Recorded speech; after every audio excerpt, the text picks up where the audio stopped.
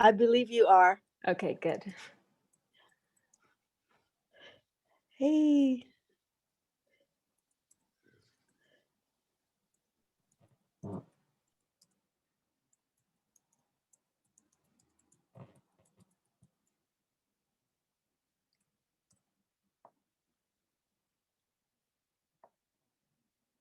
So welcome. We'll just take a few minutes to let people arrive.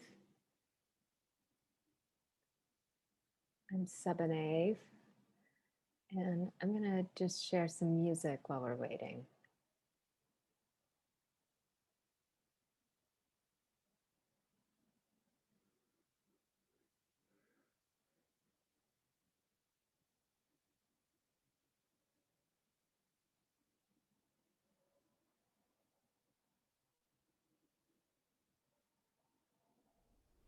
Openly dreaming of all that creates your mind, telling of stories, exposing your life, fly high, sing your soul. Openly dreaming of all that creates your mind, telling of stories, exposing your life, fly high, sing your soul, 'cause there are dreams yet to be dreamed, stories yet to be told. It's time to open your heart. It's time to sing your soul. Openly dreaming of all that creates your life, telling of stories, exposing your life, fly high, sing your soul. Openly dreaming of all that creates your mind, telling of stories, exposing your life, fly high, sing your soul, 'cause there are dreams yet to be dreamed. Okay, greetings everybody. I'm really overjoyed to welcome one of my favorite people on earth, Sebene Selassie. I still consider her my neighbor, even though I've been in Chicago for 3 years, almost 4 years.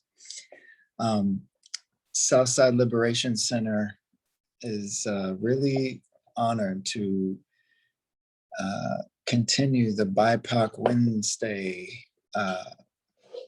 sessions with various traditions, teachers from various traditions. Sebene Selassie is a Brooklyn-based Dharma teacher, writer, coach, and consultant. I'm just going to read her bio, even if you might have read it, but some might be joining without her reading it. She began studying Buddhism over 30 years ago and received a BA from McGill University in Religious and Women's Studies and an MA from the New School, where she focused on cultural studies and race. She's a former executive of New York Insight Meditation Center and has served on the boards of Barry Center for Buddhist Studies and Sacred Mountain Sangha. She's a teacher on the 10% Happier app. Her first book, You Belong, A Call for Connection, was published by Harper One in August of 2020. And I implore you to get yourself a copy. It is so beautifully done. It's such a beautiful offering. I'm so proud of her. So, in the spirit of the Dharma is given in the spirit of sharing, and any dana or donations given this evening will be split with Southside Liberation Center in Sebene Selassie. So please practice the cultivating the generous heart if you can. You can send that to southsideliberation@gmail via PayPal. We haven't hooked up the Zelle or other accounts. We're just PayPal right now. So without further ado, very proud and honored to bring you Sebene Selassie. Thank you. Yay! Thank you. Hey, Sankara. He's gone. Thank you, Joshua. It's so great to be here with you. For those of you who don't know, and maybe a couple of you might remember, Josh and I started a Sangha together. I think it was both of our first really meditation communities that we were leading. And we started in my living room, in the room next door to me, which is 2 blocks from Joshua's place where he used to live. And, you know, he was saying before some of you came on that he still considers me a neighbor. I still think about you every time I walk by that building, even though it's been years. And so, yeah, I consider you a neighbor still and a brother always. And yeah, just really, really honored to be here and so proud of you for starting anew in a new city and starting to cultivate a community. And yeah, really happy for all of you that you get to be part of it, for those of you based in Chicago. And welcome everyone from wherever you are. Yeah, so we'll spend the next 90 minutes or so together in conversation and practice. And I really want, you know, Joshua chose a title for this evening, The Dharma of Belonging, which I love. I love that title. And I really wanted to just honor that, the fullness of what that's inviting. And to say, you know, I'm not here to kind of give a Dharma talk in a traditional sense.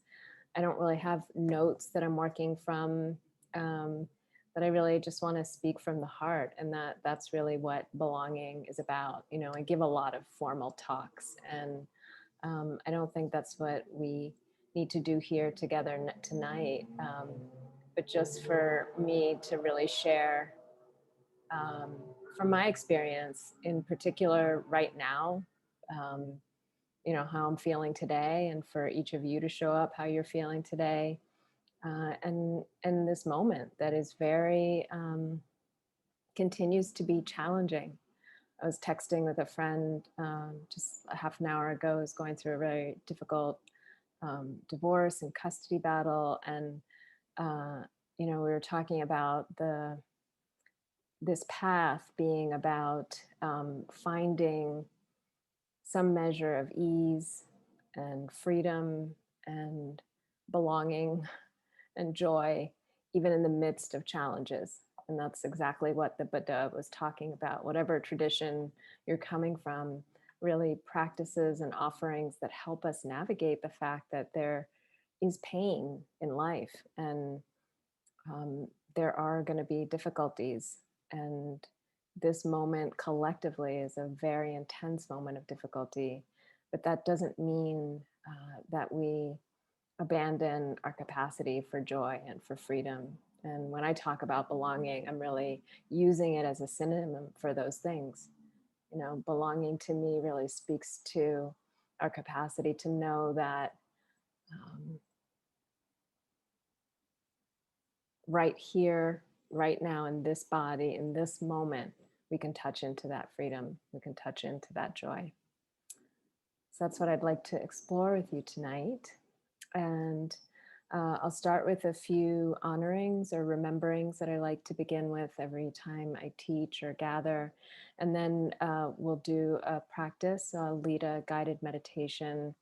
And if you're new to practice, don't worry, I'll give some instruction to help you settle in. And I'll also leave plenty of space and silence for those of you who want to practice in your own way. And then I'm going to share just a few thoughts about the nature of practice and practicing belonging even in the midst of difficulties and challenge. And then I really want to have plenty of time for conversation. And it's feels like a small enough group that we can really have a group conversation. So I'm looking forward to hearing from all of you and really want to leave a lot of time for that. Okay. So I'll begin with these 3 honorings that help me remember this sense of belonging. So these are my offerings to you. They're, sometimes we do things and it makes it seem like this is how it should be done. I really just connect to these honorings as a way to ground myself, as a way to remember my true nature and the nature of interconnection. And so you can connect to these honorings in whatever way feels right to you. Um, and if you'd like to take on a practice of beginning your practice with honorings, encourage you to experiment and play with that. But I find that having a way of honoring specific aspects of our world is really a part of ancient wisdom traditions, and it's such a beautiful part of practice. So I always begin now with honoring native land, which many more people are becoming familiar with in the US, and I imagine many of us are here in these so-called United States. And this is an invitation that is more common in Canada and New Zealand and Australia. It's an invitation to acknowledge that we're on settler colonial land, that we live in a settler colonial state, which means that the indigenous people were forcibly removed, genocided, that this is colonized land, and that most of where we are, especially if we're in the cities of New York and Chicago, which I recognize some of you as being here on this coast, and I know some of you are where Joshua is, that we're on unceded territory. And so honoring native land, doing these kinds of land acknowledgements help us remember and honor place, and remember and honor that we are earth beings, and that so much of the pain and injustices that we experience as humans actually started with the desecration and disconnection from land. So that, the Atlantic slave trade, colonization itself were about the exploitation of land, that Africans were enslaved in order to exploit land. And so reconnecting to land, and especially to indigenous ways of being in right relationship to land, is a really important place of healing and remembering our belonging. So I'll name that I am on the unceded territory of the Lenape peoples. And the Lenape peoples stewarded this land that's now called Brooklyn and New York City, as well as parts of Pennsylvania, New Jersey, pretty much the whole southern Hudson Valley of New York and parts of Delaware. The Lenape stewarded this land for thousands of years. And this was an amazing ecosystem of biodiversity, rich in flora and fauna, that this was really beautiful, not simply wild land, but really tended land and cared for land. And we can learn so much by coming back into conversation with indigenous ways of knowing, indigenous land keepers. And so if you know the indigenous peoples wherever you're situated today, feel free to put that in the chat. So you can name the tribes or the territories if you know them. And if you don't know them, there are lots of apps and websites. There's one in particular, nativeland.ca, that is actually also an iPhone app or a phone app. I think it's also on, what's the other platform, not iPhone? What is it called? Someone help me. The other phones. Android, thank you, Paul. And it's a great way to start to reconnect again, heal that disconnection from land. So I'm seeing a lot of beautiful names: Lenape, the Otom, Masuria, the Osage peoples, the Great Lakes tribes. Yeah, encourage everyone to explore this invitation for honoring native land and land acknowledgement. It's something we can do at any gathering. You can put them in the documents of organizations that you're a part of and encourage young people to learn about it. And one of my best friend is a high school teacher in Toronto, and they do a land acknowledgement every morning as part of the announcements. So every day you hear the land acknowledgement. So it's something that hopefully we'll start to learn to do here. So the second honoring that I like to begin with is an honoring of the Asian lineages of this practice. And this has become especially important to me in the past few years as I really consider kind of what gets left out as mindfulness particularly starts to grow in the dominant consciousness.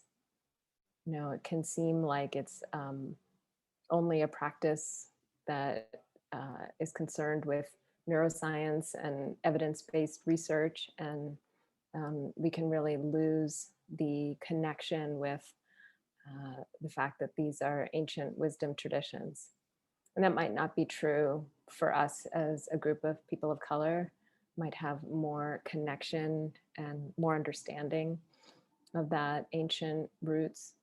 But I think even for us, in the face of growing violence against Asian American, Pacific Islander, and Asian people really around the world, that it becomes even more important to acknowledge the lineages, especially because there are so few Asian American teachers in particular traditions, including the Insight tradition and other Western convert traditions. So this is something also that begins to heal some of the disconnection and creates that growing sense of belonging, where people are not erased and left out. And as the Taiwanese American scholar Funi Su says, even leaving out is a kind of cultural appropriation. And so when we don't name the lineages, we're really not in right relationship with these teachings. So I primarily teach in the Insight lineage or tradition, which comes from the Theravada tradition of Southeast Asia.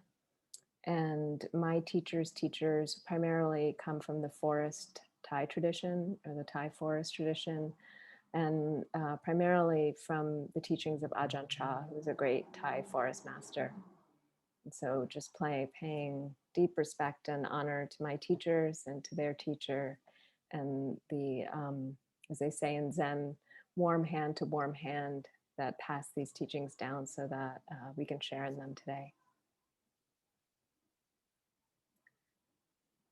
And then the final honoring that I'd like to do before we settle into our sit is to our own ancestors. And this is another healing and remembering that I like to bring forward, that by honoring our ancestors, remembering our ancestors, we really acknowledge that we all come from somewhere and someplace, and often many places and many wheres, that all of us are here because our ancestors survived to some point, that although, yes, we have legacies of trauma and challenges, we also all have legacies of resilience and power, that all of our ancestors were touched by pandemics, all of them were touched by oppression, all of them were touched by colonization in some form, and they were also touched by beauty and joy and music and art and brilliance and power and truth and strength. And so just taking a moment as we settle into our practice to remember where we come from and to honor and have gratitude for that.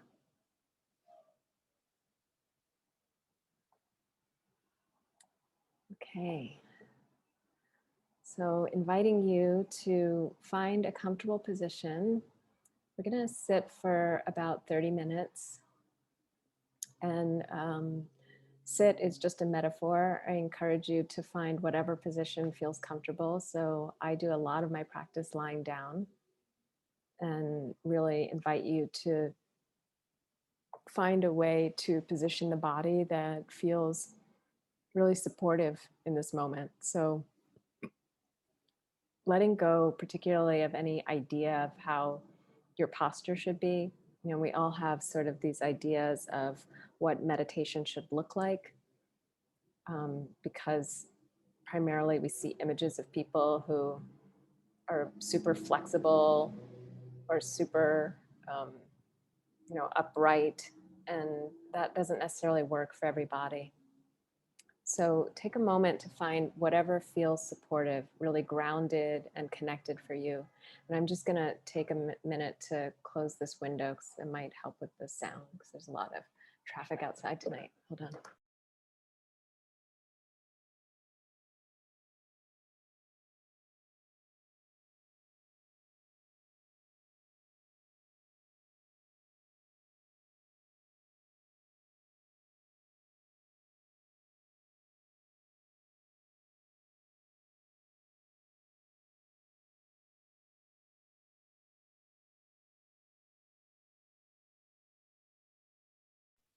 Yes, feel free to keep your camera on, or it's fine to turn your camera off. Be nice to see people during the conversation, but during the meditation, I really want you to feel relaxed, to feel comfortable, to really have a sense of release, so that you can go inwards, connect with your body.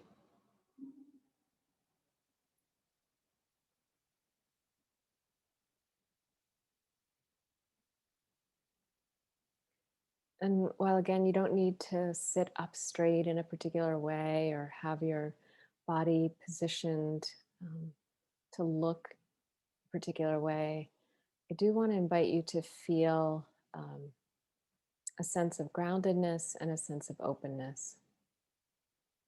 So if you are sitting, you'll see if you can have 3 points of contact with the ground, the floor. So you might want to put your feet flat on the floor. Make sure you feel that sense of groundedness in your seat. If you're lying down, really allow your body to release into the ground, into the earth. If you're standing, perhaps feel your feet flat and connected to the earth underneath you.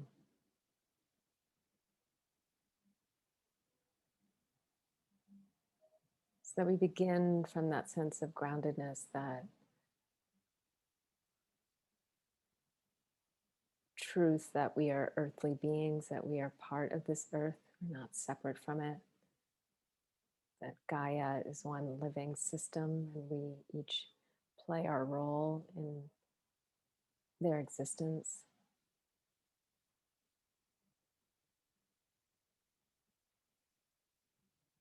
So as you continue to really feel that sense of groundedness, feel that contact with the seat or the floor or the ground, really feeling every point of connection from one side of the foot to the other, from one part of the body to the other, wherever you feel that contact with the ground. At the same time, inviting a sense of openness in front of the body. So you might want to roll your shoulders up and back, or relax the belly.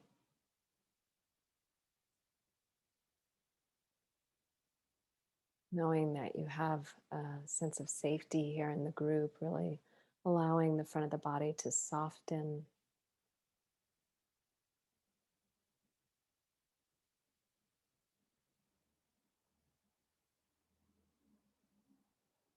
And let's take a few deep breaths in and out, breathing in through the nose. You can release through the mouth. In, sighing out. A couple of more times on your own, really allowing yourself to breathe in and release any extra tension, anything that you don't need to hold on to. As you settle into a natural rhythm of the breath.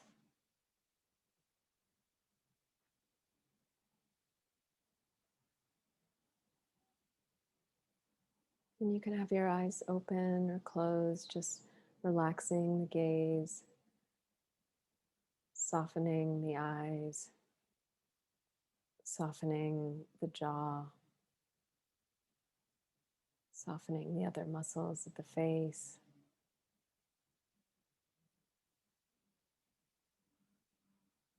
As we settle into this practice of simply being here in this moment without any need of changing or fixing, of grasping or pushing away.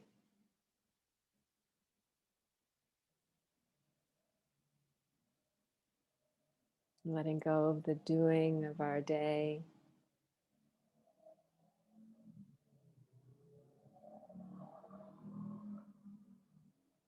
And inviting the simple being of presence.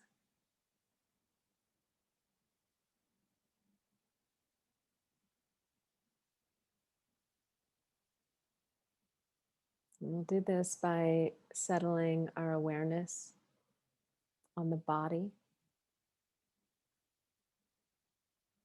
So we can place our attention anywhere we want. It's an amazing thing about human consciousness. We also often get lost in thoughts and stories and ideas, and there's nothing wrong with that. That's what the mind does, especially if it's habituated that way.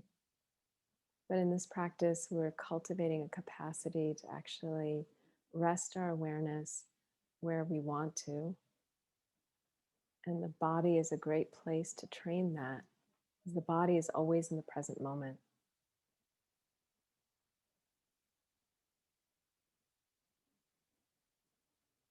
So we had started with just noticing the contact with the earth. You can feel that again right now, just feeling the sensation of groundedness, of contact.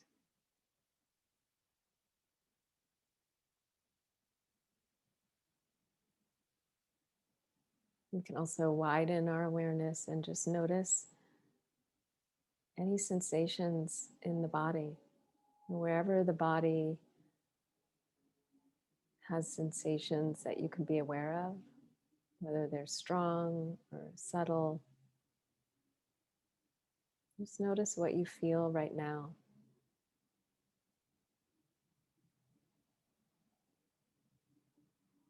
Notice what's calling your awareness or your attention as you rest it on the body.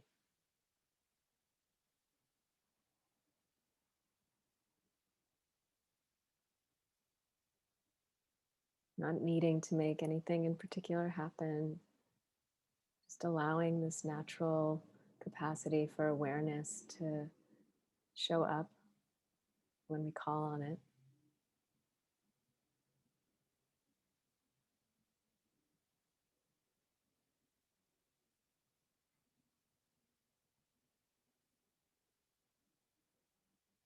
And if you'd like to rest your awareness on breathing as one anchor or place to train your attention,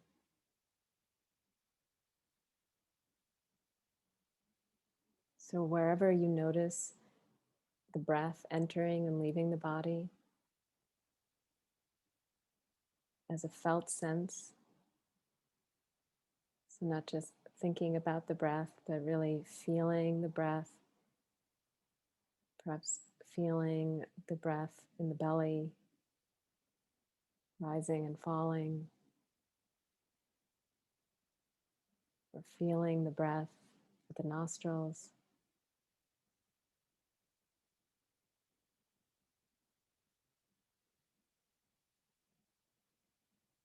But using this sensory experience, this felt sense, as a way to gather your awareness, gather your attention, begin to settle the body, settle the mind, the heart.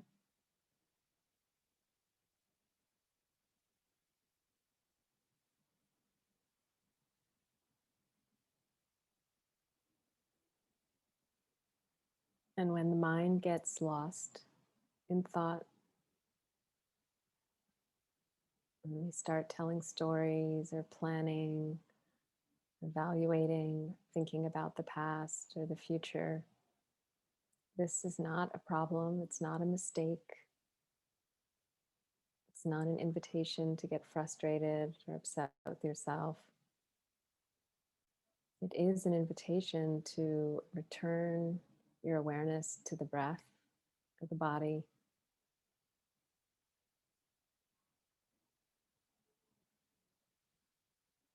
Noticing that you're lost is a moment of mindfulness. So you can even celebrate, oh, I'm lost in thought. Let me relax into the breath, feeling this in-breath from its very beginning to its end, feeling the exhale from its beginning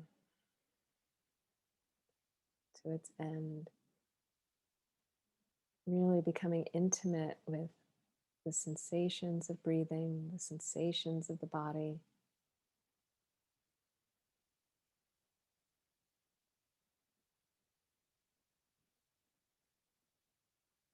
Practicing like this for a few minutes on your own.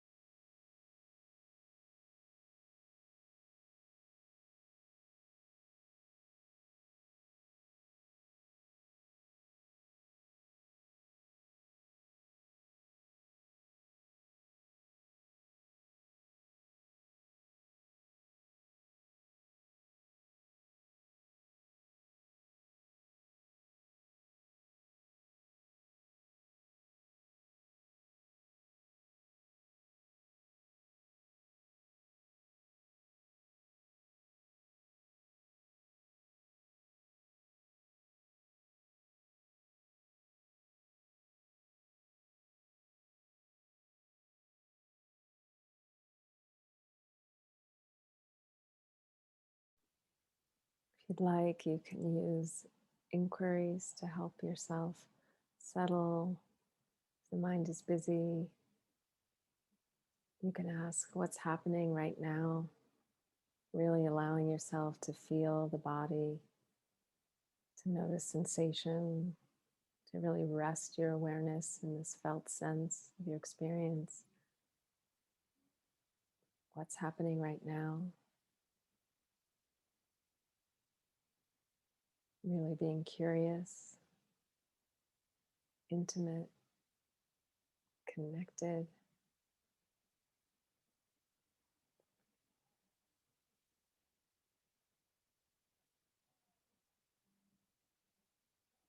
And a second inquiry, if you'd like,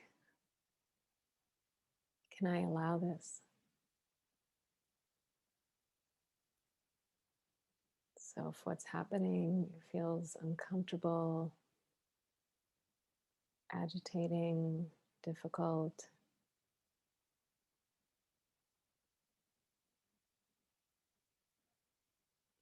or if you feel lost, drowsy, spacey, can you simply allow this? Really bring kindness, acceptance, compassion to whatever is here.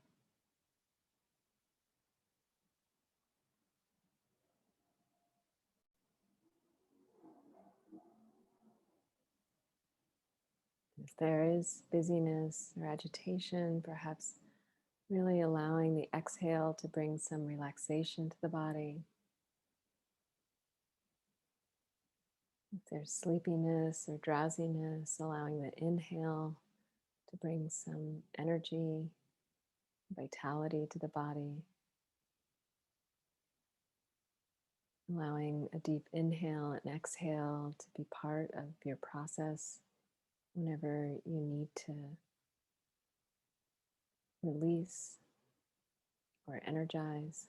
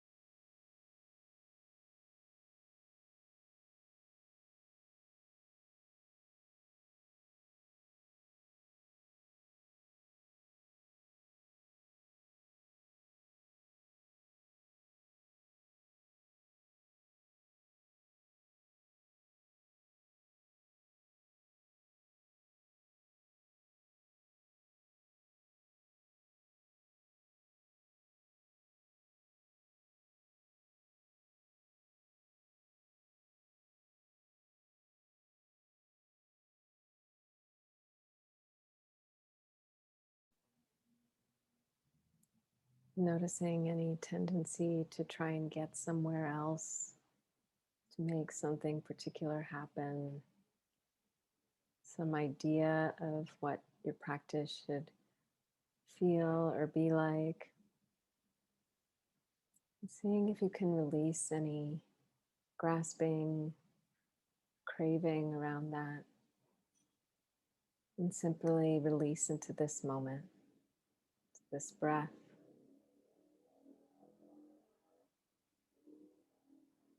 Just allowing awareness to know whatever is here right now.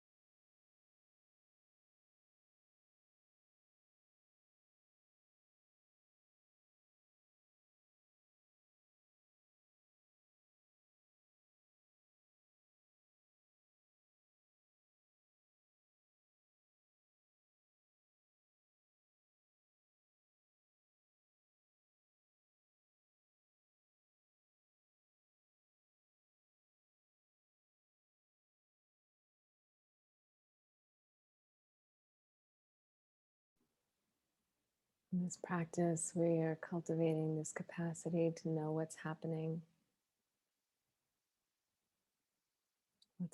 right now.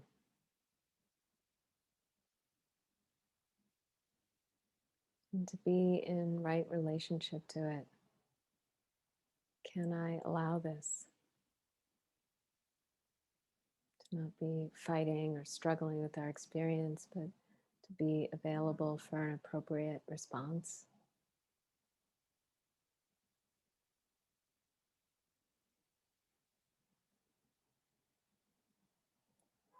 And it's a practice.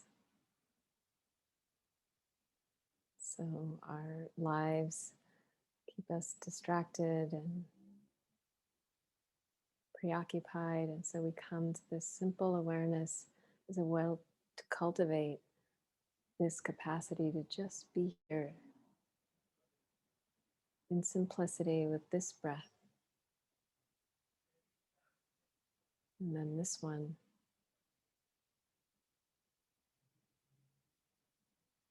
And we can start over in any moment, continuing to practice. So taking these last few minutes of practice in silence on your own,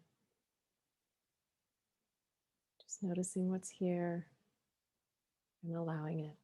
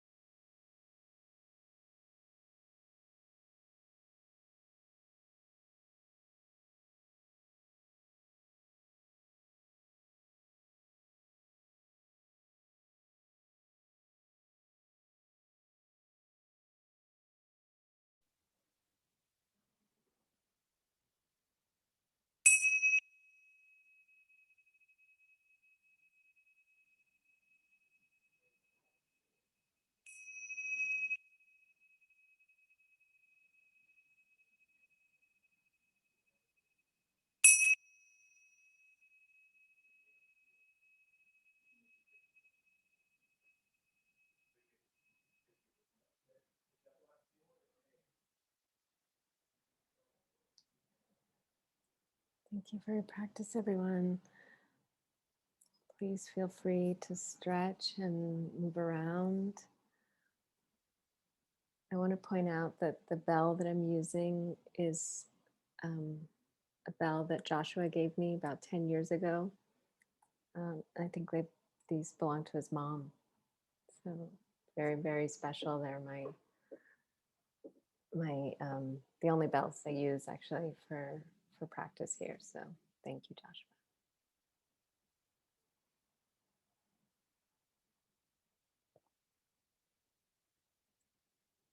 So I want to share some thoughts, and again, leave plenty of time for conversation on this theme of the Dharma of belonging. Again, I love that title. Might steal that from Joshua. For me, belonging is something that has been kind of a source of challenge throughout my life. I'm an Ethiopian Eritrean American. I was born in Ethiopia, but I grew up in DC, and I grew up primarily in white neighborhoods. I went to mostly white schools through college, and always felt like I didn't belong in some way or another based on class, culture, race, other aspects of identity, and also just because I felt like a big weirdo. Like even people that were supposedly like me, I was really interested from an early age in esoteric things, and mindfulness was not the rage back then. Very few people I knew were meditating or going on retreats, and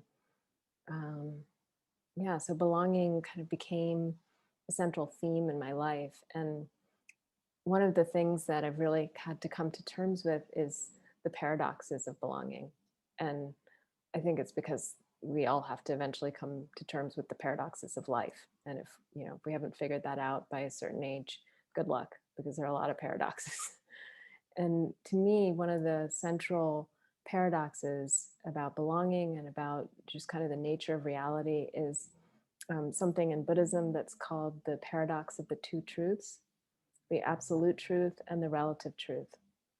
And it's called the paradox of the two truths because both are true. There's an absolute truth that we are fundamentally interconnected. All ancient wisdom traditions point to this, that there is actually no separation. And also, modern science has figured that out, like caught up with indigenous wisdom to recognize, oh, we're not actually separate, distinct things. There's actually no smallest particle. The science now is considering that there's no smallest sub atom. It used to be thought that it was the atom that was the smallest, and then they realized no, there are smaller things. And now they think it's just kind of connection all the way down. One physicist I met, when I asked him to explain it to me, described it that we are all kind of a vibrating energy pattern, right? So that's the truth of quantum physics, of string theory, that we all originated 14 billion years ago from one tiny, teensy pinpoint that's not even measurable. It's how many, I don't know how many zeros there are on it in its infinitesimally smallness. That we then differentiated into all of these things. So that's the absolute, that there's that interconnection. We're all stardust. We are fundamentally affecting each other, that, particles, atoms, molecules are all in relationship with each other. And that's why we have such a strong effect on each other energetically. When we feel vibes, that's what we're feeling. It's true. And we are distinct. We are individuals. We have identities, we have cultures, we have histories. There are consequences to the histories that we live in. So these two truths are both true. There's an absolute truth of interconnection, of non-separation. That's what Buddhism talks about. Interdependence, non-separation, oneness. And there's a truth that we are distinct individuals. We are 21 little squares here in different places. We've all had different histories, different lives. I like to say it as, and I say this a lot in the book, we are not separate and we are not the same. And both of those are true. And grappling with that paradox really is the work of our spiritual practice. It's the work of awakening. And it's the challenge of awakening too. Joshua mentioned I used to be the executive director at New York Insight. The New York Insight Meditation Center is, a large meditation center in New York City that was really striving at the time, and still is, to be a multicultural space, to really reflect New York City. Whereas a lot of other Buddhist and other kind of modern meditation spaces were very white. These convert Buddhist spaces are very reflective of a dominant culture of the teachers who started them, who were mostly white, mostly had practiced in Asia, but came back and expressed these teachings the ways that they understood them, which was totally through their lenses and through their expression. New York Insight was really trying to not replicate that, trying to have different voices, have different expressions. And it was really difficult because there was a lot of pushback on that. There was this bypassing to, why do we need POC spaces?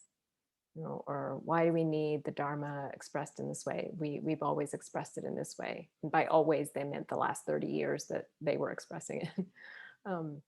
And there was a real dismissal of also the cultural aspects of the teachings.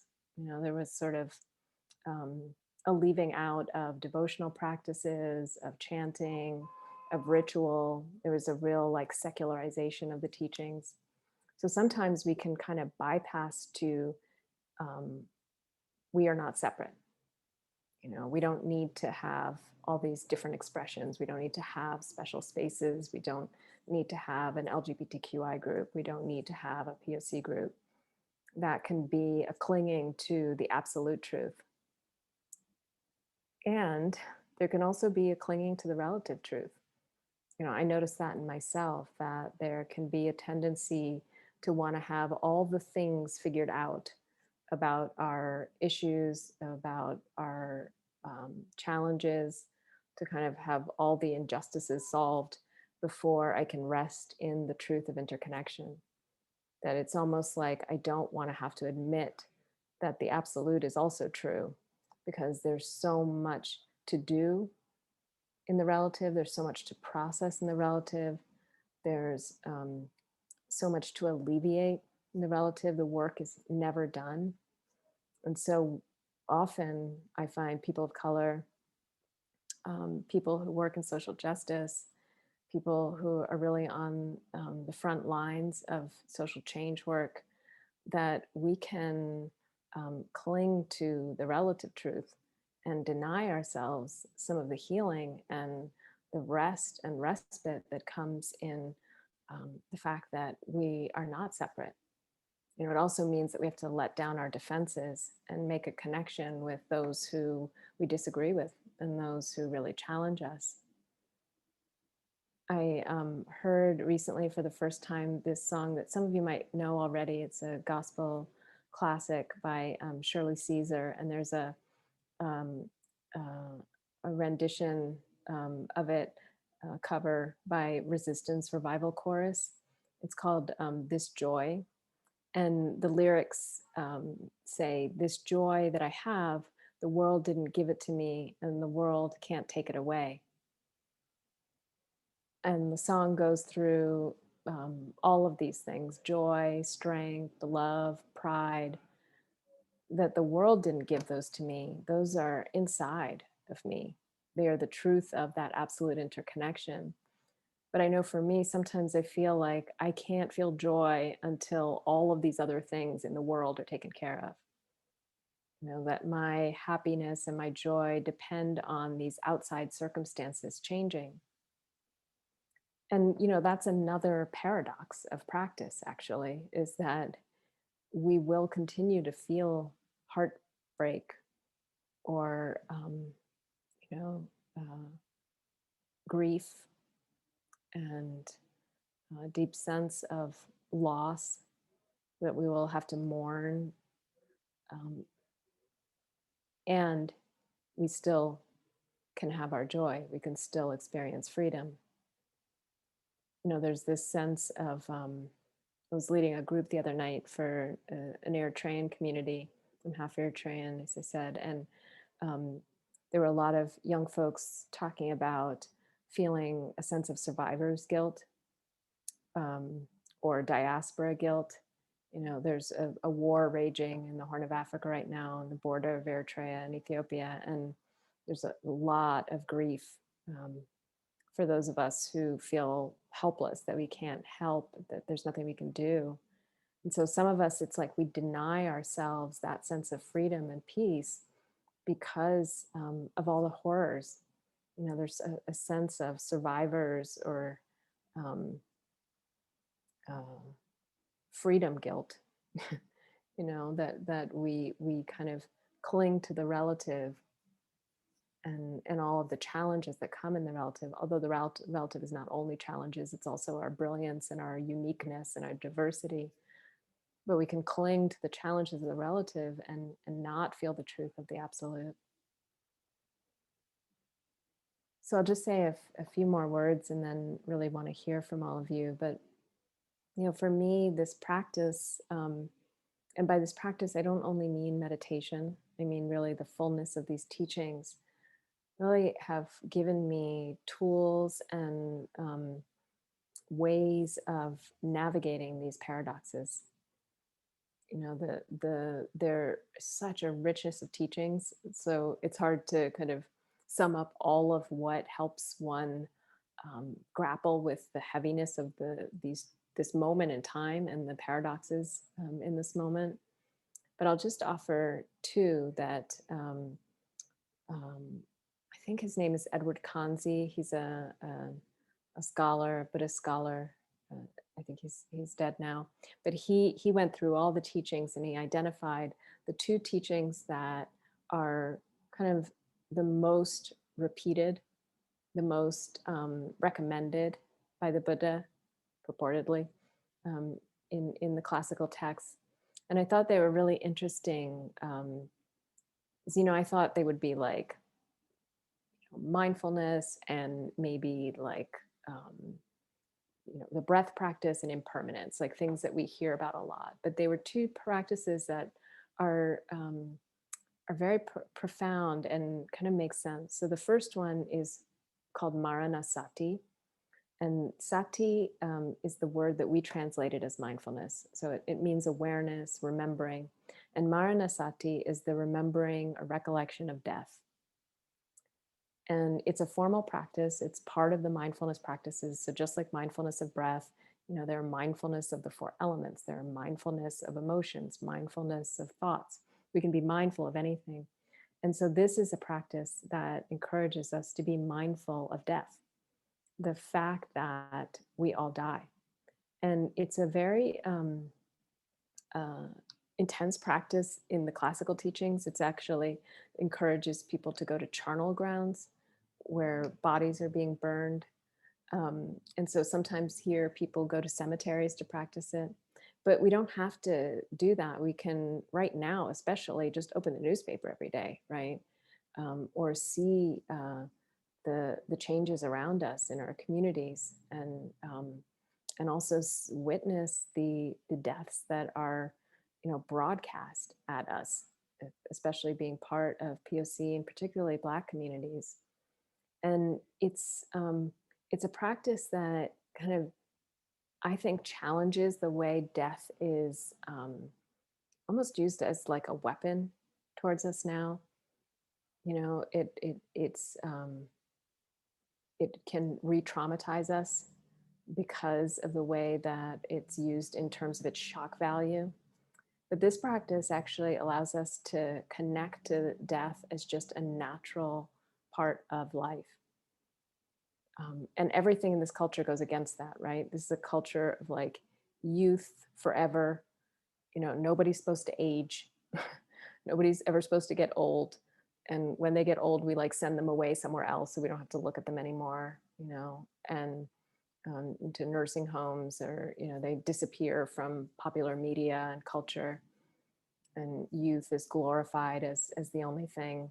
And so death meditation actually allows us to kind of reclaim the truth that life is impermanent, and that is not something to deny or reject, but it actually, admitting that, allows us to enjoy and have gratitude for life.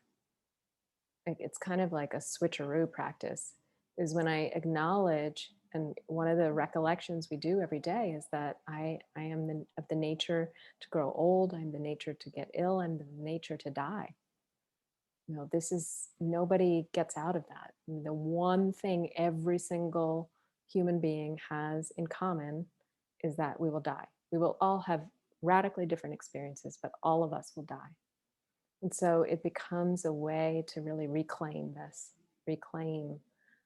this truth as one, not something we should fear, but something that we can really start to have a reclamation of. So Maranasati, mindfulness of death. And the second one is metta, METTA, which is loving kindness meditation. Some people talk about it as friendliness. I like to think of it as the heart that cares.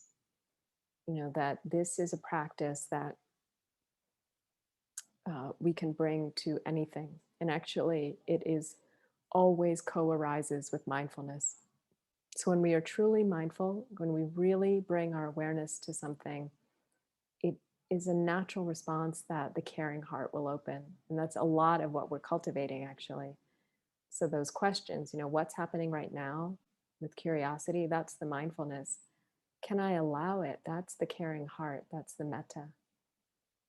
So it's interesting to me, these two practices are the most recommended practices. They're the ones that really can benefit us in any moment, in any situation. To recognize that life is impermanent and that we only have a limited amount of time here. And this joy, the world didn't give it and it can't take it away. So these limited breath that we have in this life, what will we do with it? And this practice of care, friendliness, to bring that kindness into this limited time we have here. And that's the opportunity. So those are just some brief thoughts I wanted to share with you. And I just want to open it up now for conversation, for your insights, for any comments you have or any questions you have. And just feel free to unmute yourselves. And, I have faith in us that we'll work it out as a group.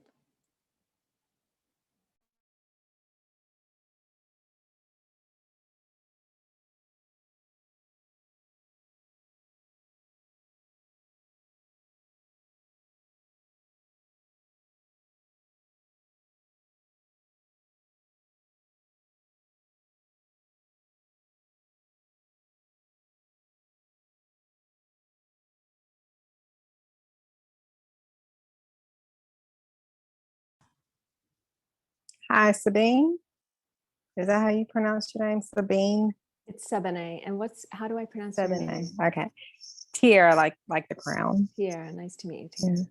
Nice to meet you too. So I just have a question because I just recently transitioned about a year and a half, 2 years ago into my calling for healing. So I just wanted to know, how did you know that you had a calling to go on the path of healing, and how did you make a transition if you were in another field? Oh my goodness, Tiara, that's such a good question.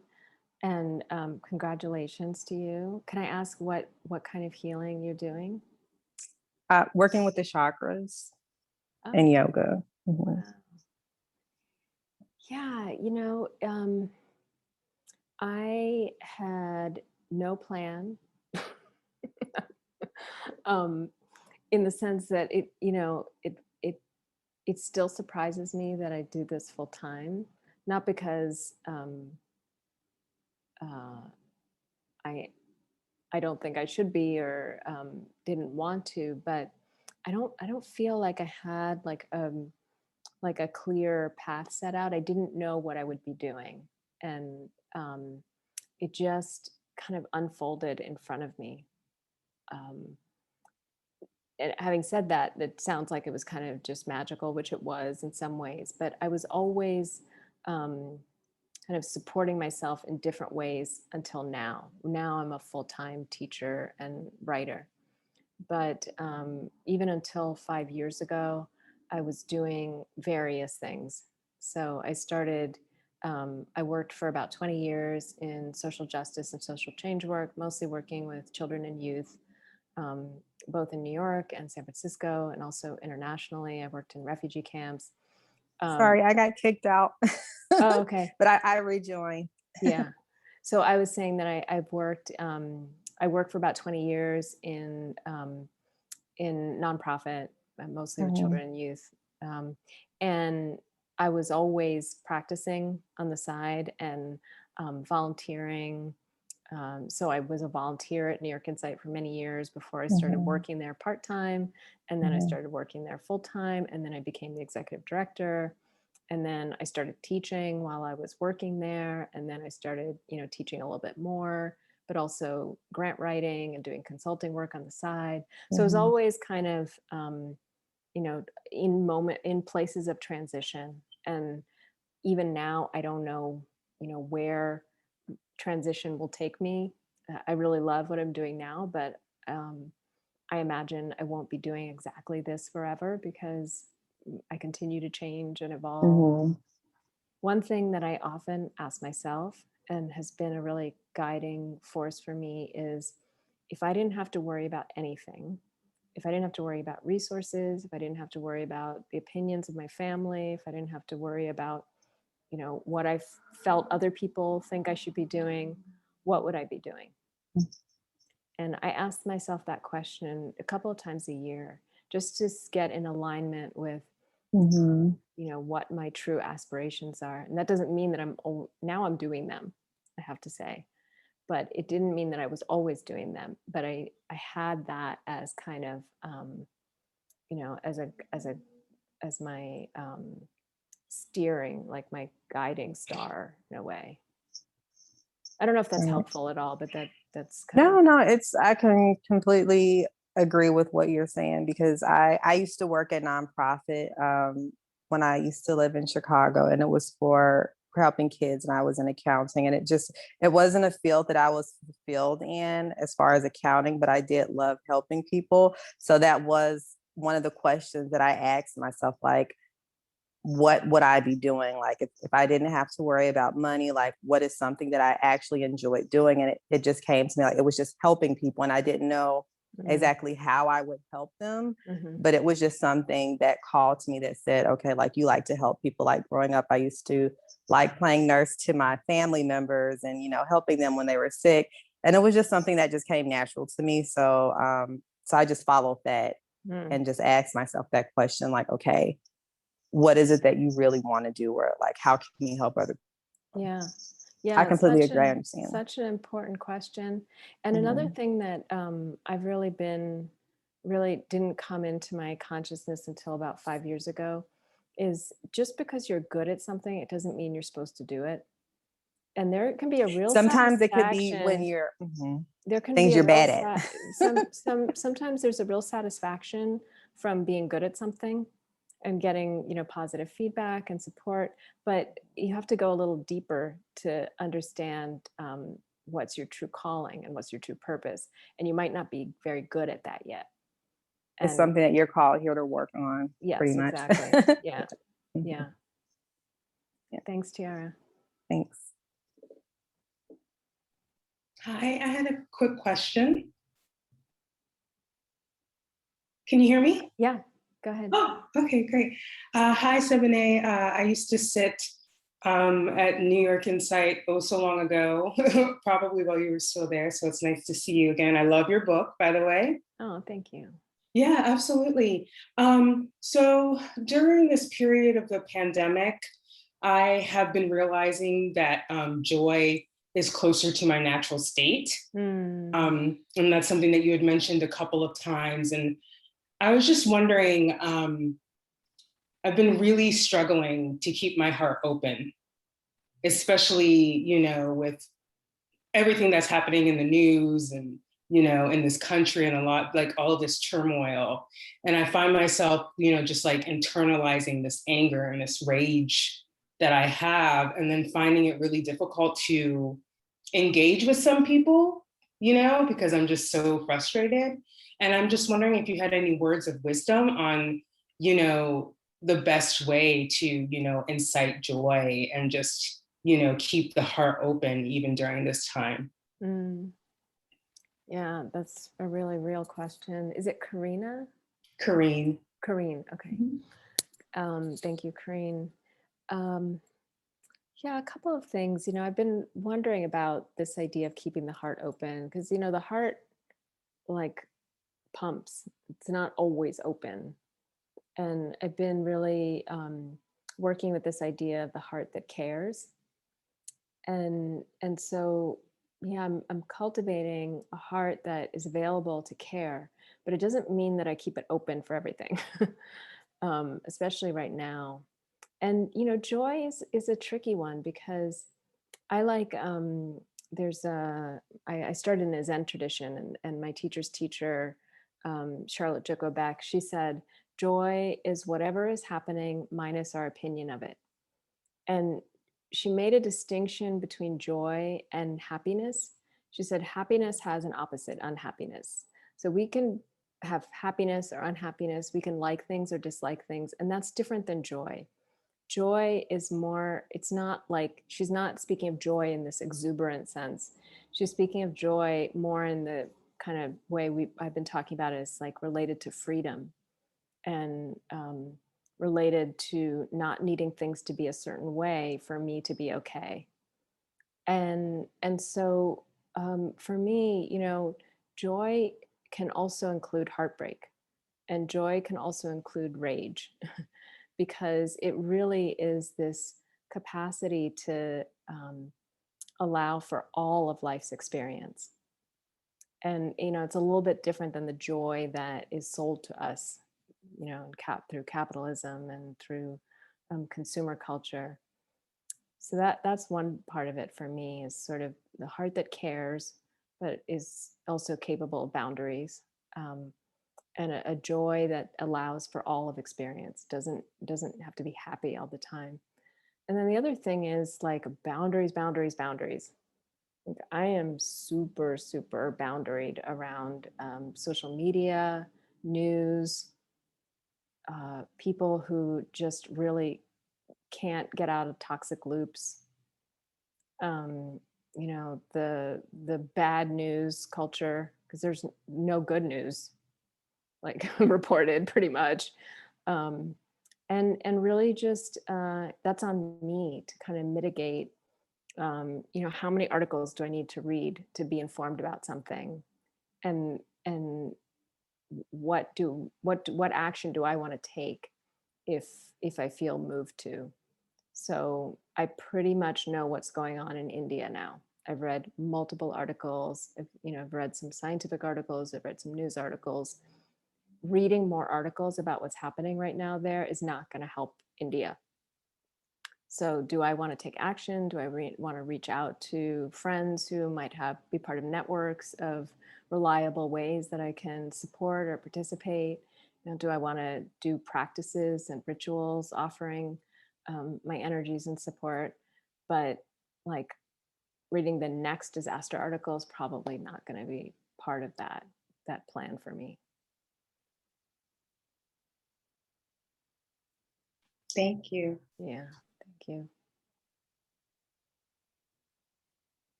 Hi, I just, oh, Is someone else talking? I can't see. Go ahead. Yeah. I was just going to say thank you. Thank you for tonight. And I actually got to sit in on the live through the MMTCP program on Friday. So thank you. I'm like halfway through your book. I just, Joshua, thank you for tonight. And I'm here to listen and thank you. Oh, great. Is it Shea? It's Shay. Shay. And are you in the MMTCP program? I am. Oh, I great. am. Cool. Yeah. Who's your mentor? Joshua. Oh, yay. Yeah, it was interesting, and I won't take up too much time, but I was telling Joshua, I was looking for, a female mentor, and the universe was like, we have another plan. And I saw that he was in Chicago, which is where I do a lot of my work. And I'm just grateful to be here.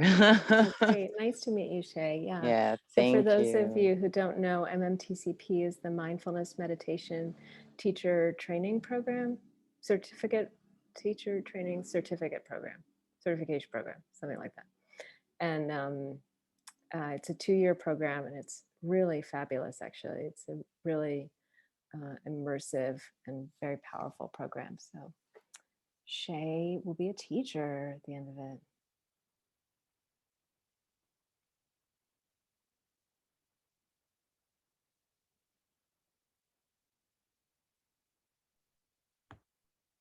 Hi, Sebene.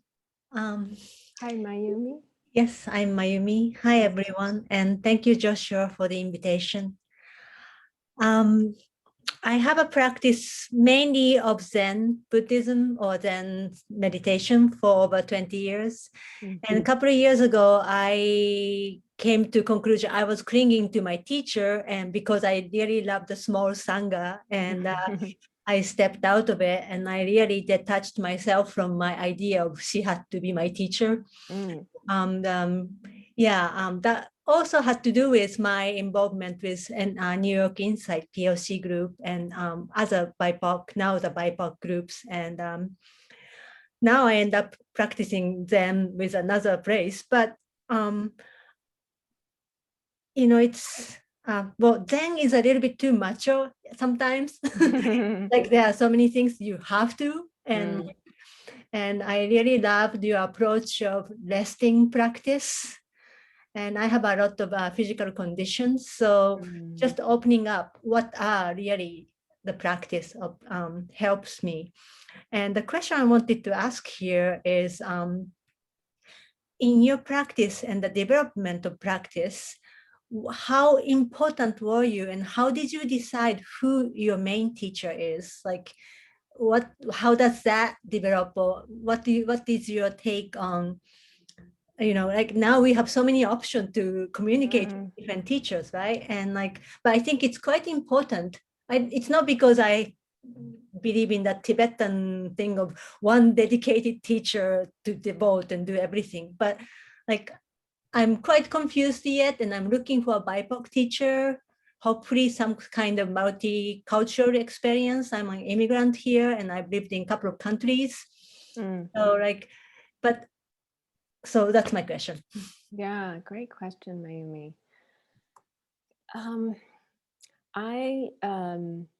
This is going to end up being a theme. You guys will tell. I had no clear plan about teachers or teachings. I was really just kind of following intuitively, and so I've had not a huge number, but a few main teachers over the years. Again, I started in a Zen tradition, and then I've been in the insight world for probably 17, 18 years now of my practice. So maybe the first 10 years in Zen. And it's really been an intuitive process for me of meeting people who I really resonated with and practicing with them and studying them for a while, and then asking to study more deeply with them. And right now I don't have a teacher. I don't have one teacher that I consider my teacher. I really, I have a lot of teacher friends. I have a really wonderful group of peers, and some of those used to be my teachers. And I really see us as kind of like what Thich Nhat Hanh says, the next Buddha is Sangha. And really, I'm cultivating the teacher within as my main practice. So that's me. And then, I think that there's a challenge now with, like you're saying, there's so many offerings and there's so many teachers and so many teachings. And sometimes I like to think of it as like trailheads. If you go hiking, there could be many trailheads, so many beginnings of a trail. And all of those trails take you into the woods. And eventually those trails meet up. And so I think of the different teachers and different lineages and different practices as trailheads. And the problem I see is that some people never leave the trailheads. They're kind of just jumping from one practice community to another and never getting on the trail. And this is a terrible metaphor because we're not trying to go anywhere. So, forget that. But if we stay with this metaphor, all those trails will meet. But if we don't really stick with a particular practice, with a particular community, or with a particular lineage, or a particular teacher, let's say, we're never going to see that those trails meet. We're just going to be like dilly-dallying, smorgasbording, like taking a little bit from here, a little bit from there, and not really deepening our roots. Now I know I'm mixing metaphors, but if we don't deepen our roots, like anything can blow us away. We're just sort of like dipping our roots over here, dipping our roots over there. We never really deepen. So yeah, for me, it's been important to stick with one teacher or teachers in a particular lineage for a time so that I can realize that, well, all of this goes to the same truth ultimately. So I was dedicated to the same teacher about 20 years. Yeah, it sounds like but it. but it was like a bad relationship. She's great and her teaching is great, but it wasn't for me. And I knew that it's like a great man I would want to be with. And I was with my teacher. After 5, maybe 10 years, it was quite clear I should be seeking something else. But I kept telling myself, oh, but I'm a meditator, and accept what's not good about her and just follow what I see good in her that could teach me. And I kept insisting until I finally broke it off from myself, and in 20 years. So I have a little trauma, but I think I could take another trail and yeah, be brave. and ultimately these trails lead us to ourselves, right? I'm not sure if I believe in having one teacher for ever, or even for too long. I think it's an ancient model that served its purpose and its time. I'm not sure if that's where we're at anymore. And this is my opinion. Different things work for different people, and it's obviously just my experience. But then we get stuck on that part of the trail. We never actually come to where those trails meet. And where they meet takes us into all sorts of experiences that isn't just about one particular practice or one particular way of doing things. And I know that's very counter Zen, so I'm being a Zen heretic here, but yeah, thank you for sharing your experience. Thank you very much. Yeah.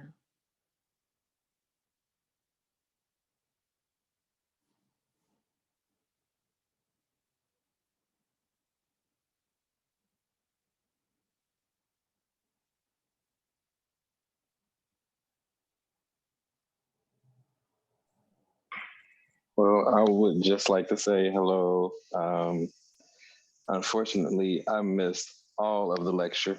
So, but I want to first thank everyone who's participating because you guys have asked some very poignant and very important questions that actually have kind of helped to kind of catapult me into the conversation. and to hear some of the gems, especially like the idea of joy, and really unwrapping that store-bought version, that Target version of joy is everything, Pixar networks type of thing. So, and a lot of what I'm hearing is kind of confirmation on kind of the path that I'm on. I'm really focusing on trying to just listen to spirit and just be guided, and acknowledge. So I've always told myself, happiness is a choice. So you can look at things and be happy. But so now I'm really overstanding that, and I'm realizing that I'm embracing the joy, because sometimes people will look at me and it's like, I just see things for what they are and appreciate them for what they are. So a lot of times I say I give thanks for the things that I have and for what I don't have. So it's like, even though things are not on the outside looking very sunshiny, and it just is what it is. A thunderstorm does not look pretty all the time if you're inside of it, but you just have to acknowledge it and embrace it and find some type of benefit from it. So I definitely appreciate you leveling me up in terms of understanding that, as well as just confirming, my path. I have a quick story. Oh, you muted, Robert. I'm sorry. Somebody was calling me, but I'm at the point now where I'm trying to really find out what direction I'm going in terms of the healing practices and things of that nature. I'm good at what I do, and it's innate, but I think I subconsciously chose that because it speaks to my purpose. And so now I'm trying to separate that and really figure out what my actual purpose is. But thank you. I appreciate the energy and the great questions, everyone. Thank you, Robert. Yeah, they are great questions. It's been really rich conversation. I appreciate you sharing and stepping in, even if you missed part of it. I like that energy. So maybe we have time for one more sharing. If anyone has something they want to speak or say or ask before we close. Carlotta? Hi, yes. Hi, Sebene. I enjoyed your talk at the presentation last Friday with the CPT, something like that. I don't have the acronym down. But I just want to thank you. And Josh, thank you for inviting us today. I just got the email, so I can't miss this because I wanted to hear more of your talk. But I like that you didn't have a plan, but you're following your intuitive intelligence. And I believe all of us are guided through our spirits if we're rooted and connected to our ancestors.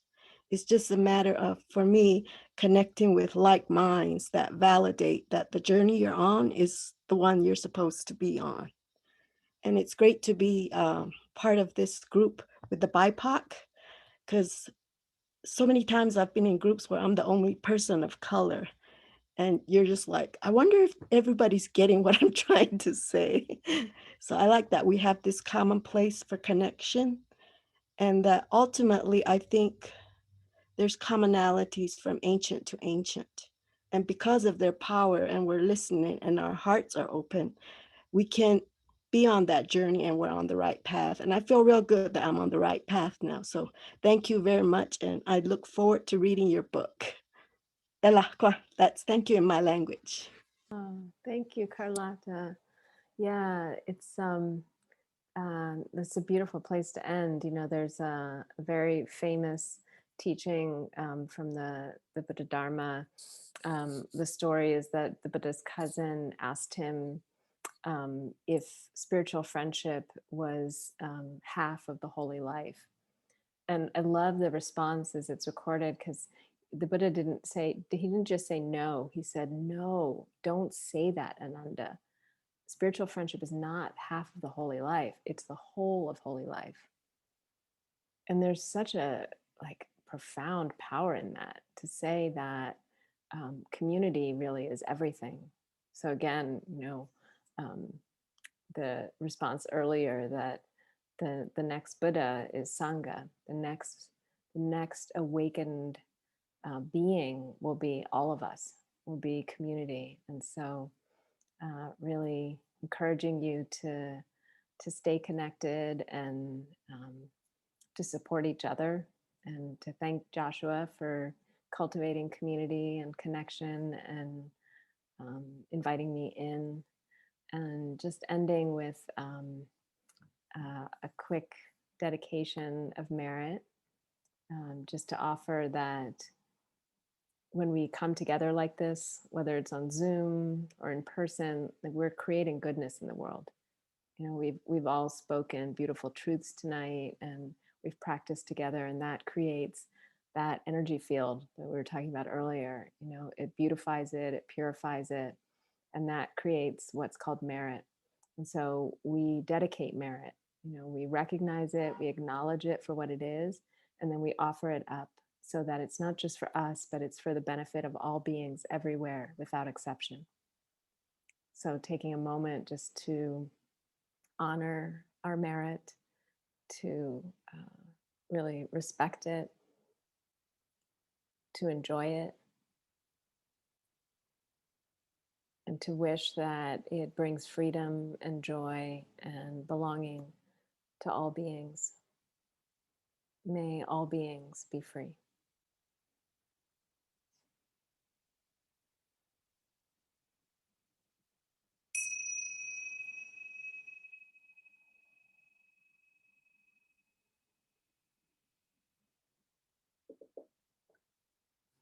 Thank you, everyone. Thank you, Joshua. Thank you so much, Sebene. That was so beautiful. Gosh, what a blessing. I love your teachings as always, and I love the community engagement. Thank you, everybody, for joining, and see you soon. Bye, everyone. Good night.